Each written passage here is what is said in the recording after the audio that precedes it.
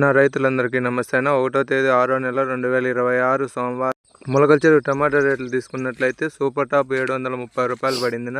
4 గంటల 30 నిమిషాల వరకు జరిగిన ఆక్షన్ ప్రకారం సూపర్ టాప్ 730, మంచి క్వాలిటీ కాయలు అంతా 650 నుంచి 730, సెకండ్ క్వాలిటీ అంటే 500 నుంచి 650, గుజ్జు గోలి ఏమన్నా ఉంటే 300 నుంచి 400 రూపాయలు జరుగుతుంది.